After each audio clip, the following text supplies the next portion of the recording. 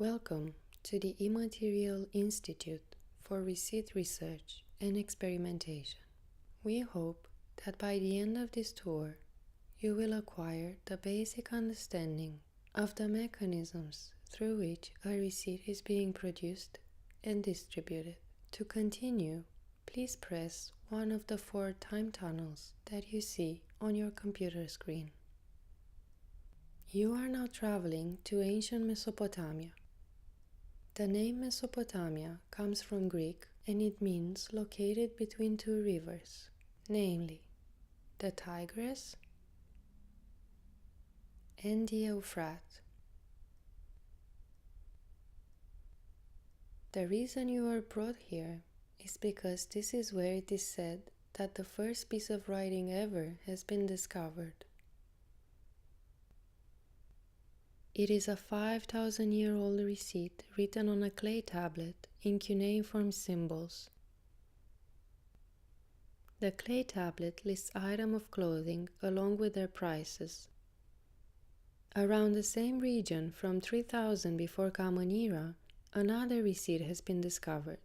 It is 1 inch by 1 inch by 1 inch thick and records the transaction of 5 sheep, 1 lamb, and 4 goats.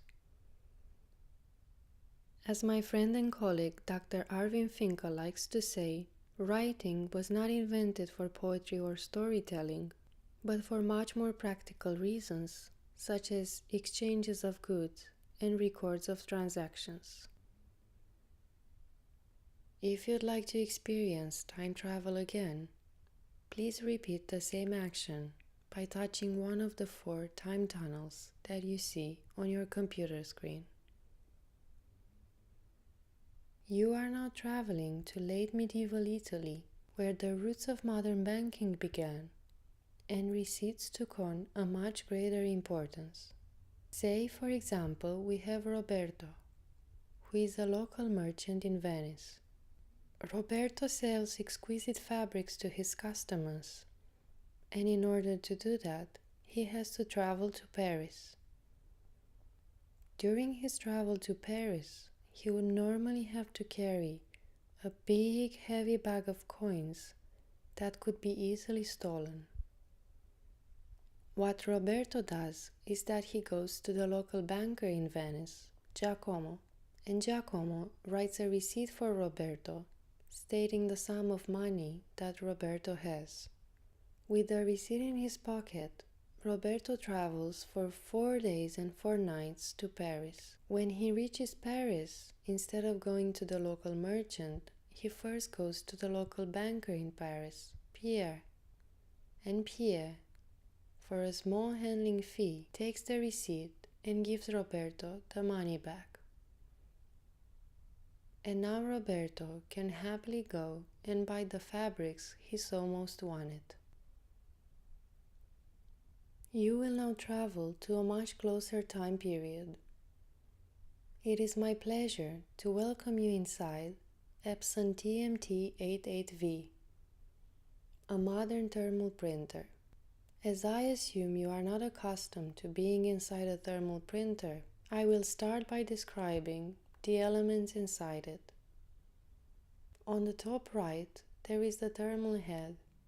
The thermal head is made of a matrix of closely spaced dots that receive and generate heat. On top of the head there is a spring that applies pressure to the head. On the left-hand side, parallel to the thermal head, there is a platen, a rubber roller that feeds paper and directs it to the thermal head. The wires surrounding the 2 elements are connected to the controller board. Unfortunately, you cannot see the controller board as it is located outside of this screen. The controller board enables an external user to choose between different font sizes and characters, multiple barcodes, as well as graphics and logos. The paper for printing receipts is very thin, and it's coated with a mix of dye and chemicals that makes it change color when interacting with heat. The platen directs the paper to the thermal head, the spring applies pressure to the head so that the head can come in contact with the thermal paper. The image is impregnated on the receipt, and then the receipt travels very fast to the cooling area, where it acquires a metastable state of solidification. We call it a metastable state of solidification because, unfortunately, when exposed to daily light for a long period of time, the writing on the receipt turns gradually white and disappears, and it can never be retrieved again.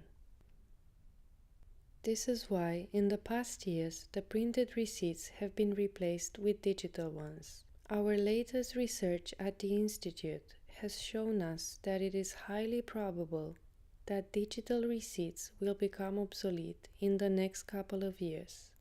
This is because of storage problem with the inbox, unwanted information in the mailbox, as well as the fact that companies keep a track of customer data history by enforcing the use of accounts. We have been experimenting with an innovative manner of transmitting receipts that requires no storage and can be activated at any point in time. We believe that the future of receipts transmission is through telepathy. Telepathic receipts require about 1 to 2 seconds to be transmitted and give full control and freedom to both the transmitter and the receiver. If you would like to receive a telepathic receipt, please focus for the next couple of seconds on the dot that appears on the screen.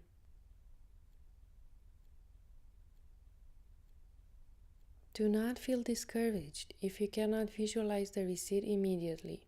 Our research has shown us that it might take up to 1 year for the receipt to become fully visible.